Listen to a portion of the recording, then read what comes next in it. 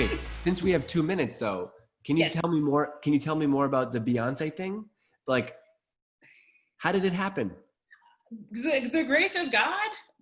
So basically, for over Juneteenth weekend, for Juneteenth, she released her Black Parade album, and as a part of that, as a part of her foundation and other things that she does, she created essentially a directory of Black-owned businesses in a number of categories. Miracle from on high. I have no idea. She had someone curate, and they curated some businesses, and I ended up in, I didn't even actually believe I was on there. Somebody messaged us. We got DMs about it, and I thought it was one of those, like, you know, I'm a Zamundan prince, send me $5,000, here's, you know, what's your social security number kind of thing. Because those even happen on business accounts. Like, don't let these people tell you that this doesn't happen everywhere. And so I was like, I'm not clicking on that link. What are you, crazy?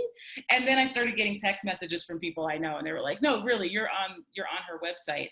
And so I'm really grateful for them. And I think the group that curated that was like Black owned everything. But yeah, it was really cool. We were like, my face is on Beyonce's website, which is weird. I was like, oh God, okay, that's what we're doing now. And they did post our Instagram, not our website. Note to the wise, get your website as the first click, not necessarily your Instagram, especially when you have a celebrity endorsement.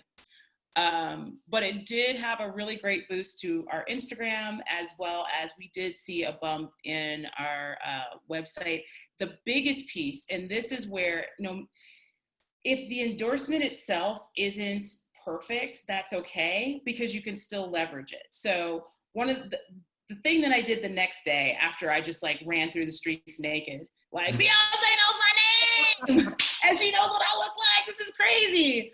The next day was laying out a list of relevancy-based publications, media, who were actually talking about buying from Black businesses. So I had my VA go out, everybody that spoke about, like, everybody that had like here's 15 Black businesses and this is what you should be doing, and there's this movement, we sent them a note. In particular, I'm in Colorado, so I was like, I'm pretty sure I'm the only business from Colorado on her list. So we're definitely doing all the local media and being like, this is your one claim to fame. Beyonce knows your estate now.